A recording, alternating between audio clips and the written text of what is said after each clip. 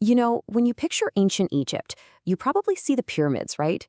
These massive structures just towering over the desert. For literally thousands of years, they've stood there as silent monuments to a civilization that, for most of human history, was a complete and total mystery. Their stories, their beliefs, their language, it was all just gone, lost to time. And that brings us to the big question, doesn't it? How did they do it? How does a kingdom, born on the banks of a river, build an empire that lasts for 3 millennia, 3,000 years, and in the process, shape the world in ways we are, believe it or not, still uncovering today? Well, let's find out. So, here's our roadmap. First, we're going to look at how we even know what we know, how we unlocked their secrets. Then, we'll get to the source of all their power. We'll marvel at their insane building projects, watch them forge an empire. And finally, we'll see what kind of legacy they left echoing in the sand. To really get a handle on ancient Egypt, you have to understand this one crucial fact. For centuries, its entire history was silent, completely mute. All those temples and tombs were covered in this beautiful, complex language of pictures. You know, hieroglyphs? But for the longest time, nobody in the modern world had a clue how to read them. And the sheer scale of that silence, I mean, it's just staggering. Look at this timeline. There's a gap of nearly 1,400 years between the last time anyone is known to have used hieroglyphs and the year 1799.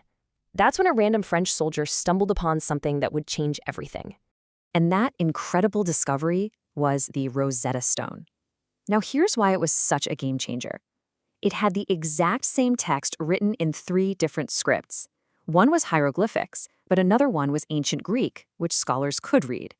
So it became the ultimate decoder ring. This one single stone unlocked the voices of the pharaohs and the secrets of an entire civilization.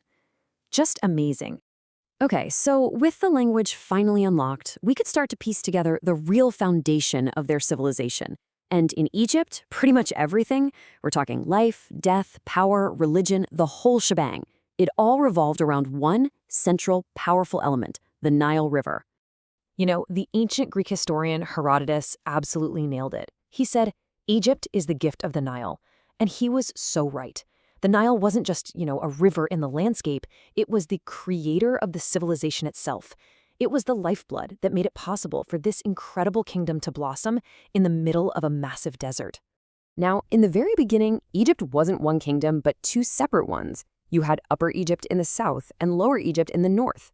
But then, around 3000 BCE, a king named Narmer came down and conquered the north, uniting the 2 lands and, get this, creating the world's very first nation-state. He even symbolized it by combining their 2 crowns into that iconic double crown.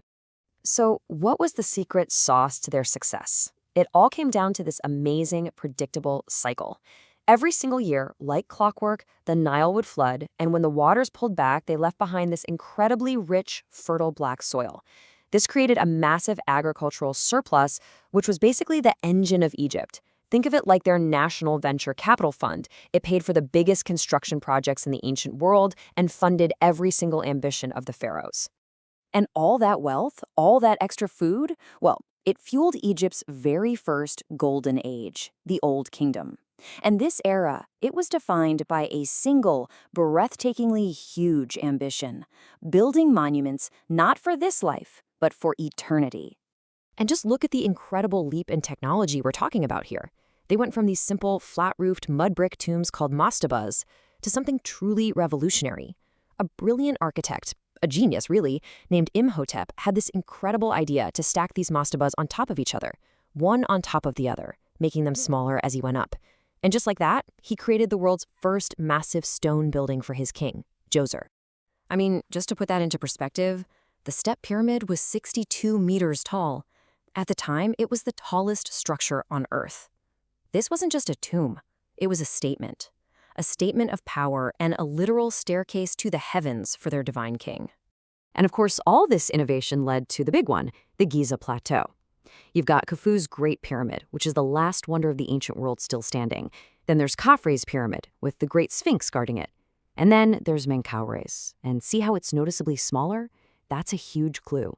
It tells us just how insanely expensive these projects were, and that even for the all-powerful pharaohs, this level of building just couldn't last forever.